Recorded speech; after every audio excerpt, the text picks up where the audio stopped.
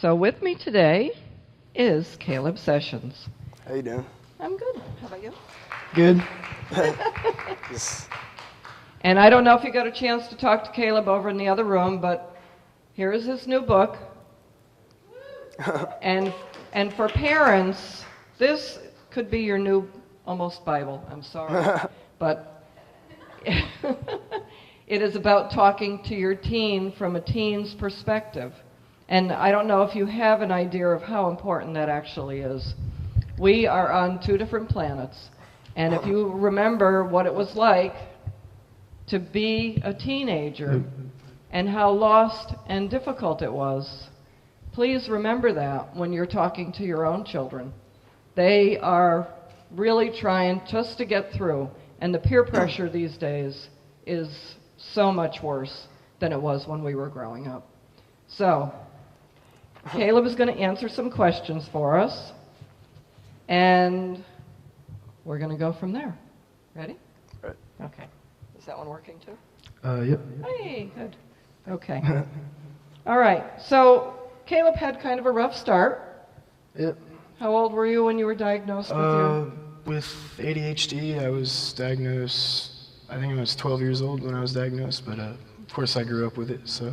Okay. And you had an illness. Yes, I had a Wolff-Parkinson's White syndrome, which is basically a heart attack tachycardia. And it was put me at risk, basically. I basically have like two heartbeats, and when they overlap, puts me at great risk. But I got rid of it. I got heart surgery. What was it, last September, I believe. So.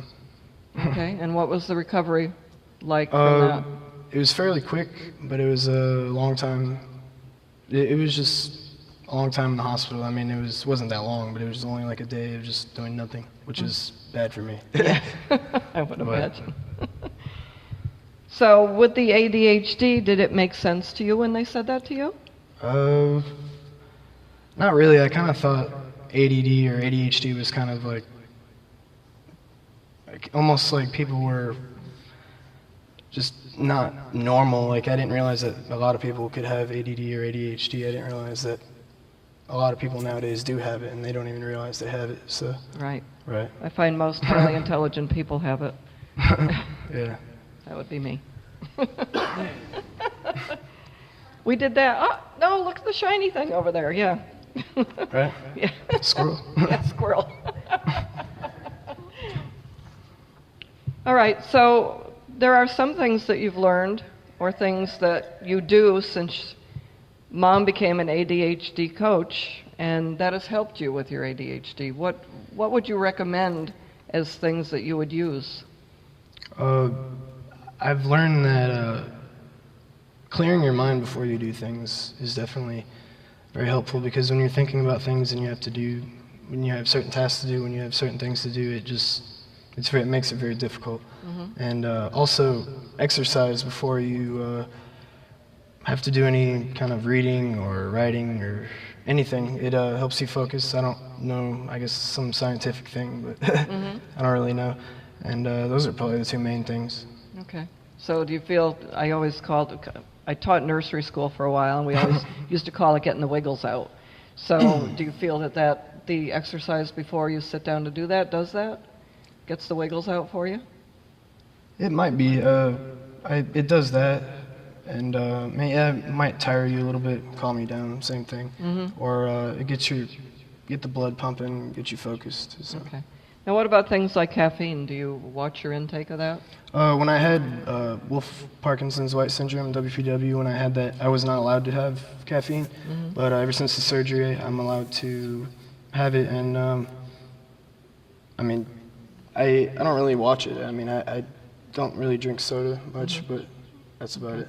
All right, so the heart is completely resolved. All the bad parts. Okay. So. All right. Now, did they feel in any way that contributed to your ADHD? It contributed to the fact that I could not take ADHD medication. So once I got the surgery, I was able to take medication, and things got a lot better. My grades went from B's, C's, and D's to this past quarter I got all A's and 2 B's. Very good. Very, very good. That's awesome. Okay. Now this is the tough question. All right, here we go. Okay. Let's go. What's it like having a mom with ADHD? It's always something new. And there's no telling. I mean, any given day, it's just always something different. Mm-hmm. So she's all over the place. Yeah. Yep. Have you found ways to help her? Trying like keep her on task. Just remind her. Same. She does the same for me, but we try and keep each other on task. So. Cool. That's very cool. Because you have formed your own support system, which is really nice. Right, yeah. And it's the way it should be between teenagers and parents. You should be able to have that communication. Okay. What would be the best advice you could give to a parent who thinks their teens or kids have ADHD? Well, the first thing would be to establish if they have it or not. I mean, any doctor, I don't want to say psychologist or anything, but I know a doctor can tell you if you have it or not. And then if you do, then definitely just be patient is the main thing. Be patient and keep in mind that their mind is all over the place. And so anything to help, keep them on task, anything like that would be the best thing. Okay. So. Do you notice a difference if you eat a good diet? Do you notice a difference? I do. Yeah? Yeah. Tell us about that. I had lost a lot of weight actually, and I eat really healthy now, and I notice it makes the biggest difference. It just keeps your mood up, and when your mood's up, you can focus better, and it's doing better in school and focusing and all that kind of stuff. Okay, so eating that salad was good for you because you seem really calm Yeah, right something now. like that. Okay. Yeah, salad. Would you like to brain food. join us? Okay, Drew Reinowitz, everybody. Now we're going to really make this complicated. 2 16-year-olds on stage. All right. So, you do not have an ADHD problem. No, but I feel like I do. Okay. No. Can we mic her? I'm really loud. I can talk really loud, like really loud. We know you have good projection. Thank you. So since I'm talking really loud, I'm going to just ask you really loud. Do you have a girlfriend? No, not right now. Why? I don't know. I mean, what? I do actually have legit questions. all right, I'm ready. Oh. Okay, so do you want a girlfriend? Well, it depends. Is it you? I mean, I don't want to be too forward about it, so I was just kind of asking in general. Well, I mean, Florida's a little humid, but I mean, I'm willing to move. So, because I'm also a young entrepreneur, what does it feel like? Like how, I've been in it for about 1.5 years, and you're pretty fresh. How are you taking it? How are you dealing with it? I still can't believe it. I honestly feel like I'm not even on stage right now. Like, it doesn't feel... 3 months ago, I would have never guessed I would be here. And, yeah, I would have never guessed I would be here, and it's all happening so fast, and I'm just taking it now as it goes, so... Do you feel like it's an advantage that you're young? Do you think that other younger people will listen to you more? Of course, as they see me, well, they see you. They do? They see you, and then, of course, if they see me, just seeing a 16-year-old or a teenager being able to do it, then they'll think it's possible, or they'll know it's possible, or they'll know that whatever their dream is, they can do it, as long as they stick to it, or just ask for help, honestly, is the biggest thing. You just have to ask for help. I saw on your website that you give dating advice. I was really into that. Oh, I'm sorry, we're in a church. I mean, enlighten me with your dating advice. I would love to know. Well, I can give dating advice, but I cannot take my own advice at all. But that's kind of a given, though. No one can take their own advice. What do you look for in a girl? Well, a girl that's definitely interested in me. Brunette? I thought you were blonde. Well, I was. I'm blonde at heart. Do you like blondes? I can be what? I don't... This is all just happening really quickly. Tell me about your book now. Okay. I like blondes and brunettes. All right. Let me see. My book. Okay. So the 7 days to understanding your teen. All right. All right. 7 days to understanding your teen is. I wrote it to help parents understand what it's like to be a teen nowadays, and because being a teen nowadays is a lot different than when our parents were teens, and gives examples of what we do, why we do them, and then the feelings behind it, and how parents can relate to us on our level and communicate with us better, and I don't want to say cope, but almost cope with us if there's any issues. Has your mom read the book? I don't know, have you?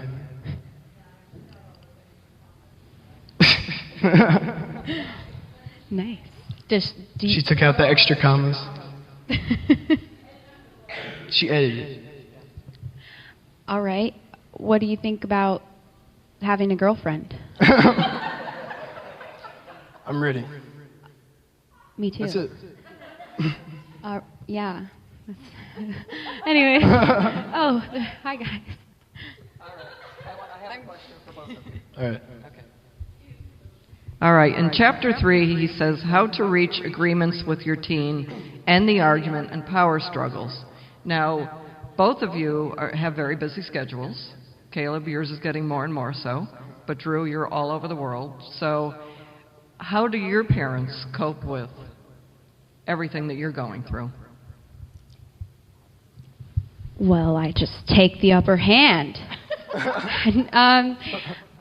It's been a work in progress, to be honest. In the beginning, they were basically just how I was. We were really confused, and it didn't feel like it was happening. And now, although my dream isn't their dream, it kind of is, because their dream is really for their kids to be happy and my mom has always encouraged me to inspire other people, so I feel like that was a really cheesy, fake answer, but it was really real, so. Caleb? What was the question again? How to reach agreements with your teen and end the argument and power struggles? Well, definitely communication. I mean, create a win-win compromise, and if you don't, everybody has to be happy, both parties. So both parties have to be happy. It's kind of a thing where you have to talk to each other. One person can't shut down, and one person can't be screaming. You just have to talk to each other and see what the other person wants and how they can equally make a compromise. So how do your parents find out how to motivate you guys? What motivates you? And how would you relate that to your parents? I think it's about, what he was saying about really working together. You can't trample over each other, otherwise none of us are listening. It's like, if I'm trying to overpower my mom, first of all, it's just disrespectful, and then second of all, it's not going to work out. She's my mom. She's been blessed with me, her perfect daughter. But it goes really both ways, because I'm so thankful for my mom. She's really complicatedly stressed out, but she's so fun. We're always having fun about her stressed out and crazy lady person. Isn't your parents' stress just so much fun? It's just so fun. I just love it. This is a church we could get married if we wanted. I was just thinking about the future. It's called being an entrepreneur, thinking about our future. Entrepreneurship. Yep. Joint ventures. There you go. I love it. He could write your book. Yeah. Yeah. See that? All right. I hear a new book coming out. And a music video. Ask Jack, where is he? Oh, music video. Not behind the camera. What can I say? Okay, so I have a question for each of you individually. What have you learned through this experience? That if you just say yes, because you have no idea what's going to happen the next day. If you say yes, just to anything, as long as it's not like immoral or anything like that. I mean, as something that you might be a little bit scared about. Like I was a little bit scared about this, but now that it's happening, I'm so happy. And also, like I'm going to speak for myself, but I think I can say that both of us would agree that neither one of us knew we would be here right now. Like as we started off, like I'm sure with the X Factor and stuff, and then with me, like 3 months ago, I would have never guessed that I would like have a book or even a website or even be talking to more than 5 people at one time, you know. So, I mean, that's probably the main thing. If we can do it, anybody can do it. There you go. There you go. I've learned that just to be really joyful through it. In the beginning, I was so nervous and I didn't quite understand what was going on that I forgot to enjoy it. And I think that that's one of the main things, that whatever you're doing, you should be enjoying it, because if you're not enjoying it, then there's not really a point. Life is too short to not enjoy it, so. And that from a 16-year-old. What do you think are the main things that are different about being a teen today versus 15 or 20 years ago? Well, fashion is... Hey, we have fashion. I know, actually, I wear a lot of... However, you're 20, and I wear from that long ago. But no, I think that there's a lot more access to bad things than there used to be. I think the internet could be part of that, and really, I think it's a lot easier to find things that we shouldn't and to get wrapped up in it. Although I make the same types of mistakes as other people, I guess I would want people to learn from me. That's kind of one of my missions, is for people to maybe not make that mistake, or understand that it's okay to be okay with yourself no matter what you have done before. And so the things that we've done, I mean, if you don't learn, you're just going to do it again. I mean, and then it's just going to be a bad cycle. I mean, and then a lot of other bad things are going to lead to it, and it's just going to be a big, bad cluster. So. And we have each other.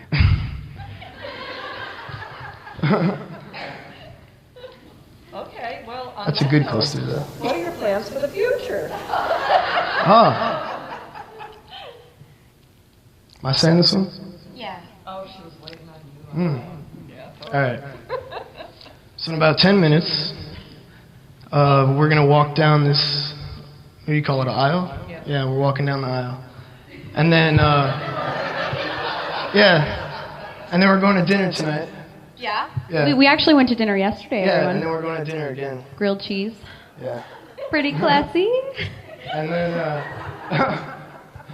okay, and then, it's kind of humid in Florida. I think I might move to Honey, Arizona. dear. Honey, love. You should tell her about what you plan to do, honey. I plan to do? With your future love. With my future love? Or? No, I was calling you love. What? Babe. Oh, okay. Tell her about you. Oh, tell her about me. Yeah, no, I was just... Okay. He wasn't kidding, guys. just- He wasn't kidding. You weren't kidding. No, I wasn't. But we are... Okay, so I honestly have no idea. I'm just going along with it and seeing where it's going. I wouldn't have guessed I would be here, so we'll see where this goes. And Is there another book in the future? I don't see why not. I love it. So... And then I want my business to expand whichever way it goes, or all directions, I don't know. But wherever it goes. So you're completely open-minded about it? Say yes. Awesome. Awesome. Just say yes. Yes, yes, yes. I knew you guys were going to do that. I want to have a Oh, well, of fashion course, line, college. by the way. That's my future. Clothing, jewelry. Clothing. I want to be a designer, but also mostly a singer. Yes. And a doctor, and a princess, and a queen, and a veterinarian, and I want to be in the army, And a wife. and a wife. With an A. Yeah. You're a princess, you have to have that. Okay. All right. So, how can you help parents and children understand each other? Help them understand each other. Well, first off, by giving them a teen's perspective of what it's like to be a teen. And a lot of teens can't project their voice to their parents, so I can help give parents a perspective of what it's like to be them and why they're being a certain way that they don't like, or that they do like, why they're doing something or anything, just give them perspective, and then helping parents relate to us on our level. So, and also teaching teens how to project their voice to their parents, because that's probably the biggest issue, is just not talking, communication. So. Yeah. And what about anger in those conversations? You definitely have to stay calm. I mean, as soon as someone gets angry, then the other person's going to get angry, and it's just going to everyone's going to get more angry. Mm-hmm. And I know it's hard to not be angry about it. You just if it starts off, then you just got to stop and come back to it. So. Okay. Drew? Well, when I get really angry, I just tell my mom that I was just playing a character, so she can't ground me. I was acting. I was just practicing. But I agree with what he said. Okay. So why are you the go-to person for this advice? Because I've had, but yeah, I do have you, but still. I've had lots of experiences that a lot of teens are going through, just kind of like a little bit of everything. I grew up, I've lived in 12 different households, or 10 or 12 different households, 4 different states. I lost my father when I was 12. I had heart surgery, I have ADHD, I've been in my share of troubles, but I've learned from it. I'm trying to think what else. I just know a lot of different type of people because I've lived all over. Mm-hmm. So it's, I know how to deal with different types of people. That's definitely a benefit. Yeah. So would you say that was actually an asset to have moved? It created a different Caleb? it was bad at the time, but I definitely, now that I look back at it, it's a good thing that happened. And it's still tough because I haven't stayed with the same friends my whole life, but it came out to be a good thing. So. Do you feel stronger for it? For sure. Yeah. Could you repeat the question? Why are you the go-to person for the advice that you've been giving? I feel like Go-to singer.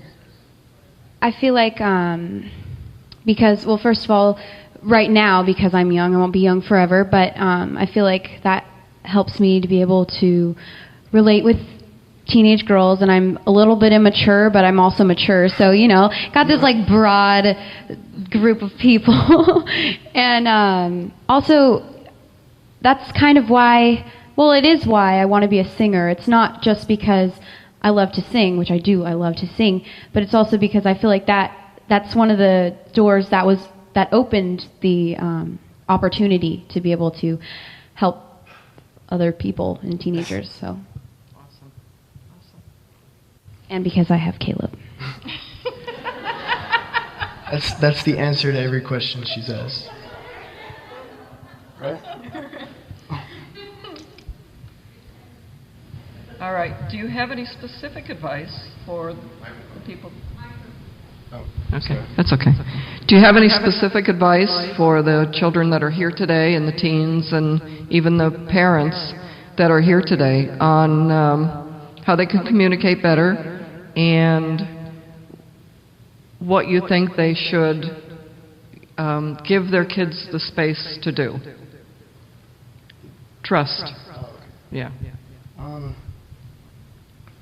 Definitely communication. Both sides have to talk to each other, no anger, and both sides have to listen as much as they do talk.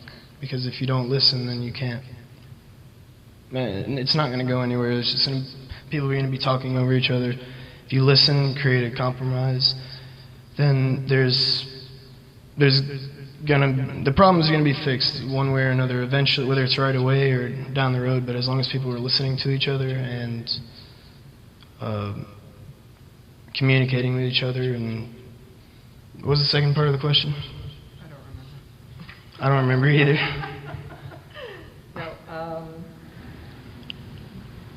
Oh, advice. That's right. Again, if we can do it, anybody can do it. I mean, well, I'm speaking for myself, but if I can do it, anybody can do it, because I still would have never guessed that I would be doing this. Honestly, I had no aspirations to do this, but it just came out of the sky, I guess. But. All right. Well, you studied with Laura Langmeyer. Do people know who Laura Langmeyer is? Okay. Whatever you're best at, that's the part of the team. There's no person that's good at everything. So we can expect another book. And why should people buy your book? It's going to give perspective on your teen. It's going to put perspective of what it's like to be a teen nowadays, not when you were a teen, or when any parents out there, when they were teens. Because things are different nowadays. Whether you want them to be or not, they're different. And you can't control that, you just have to adapt to it. And that will help you adapt. Did everybody pick up one of these? Yeah. Thank you. All right, thank you very much, you guys. Was that great?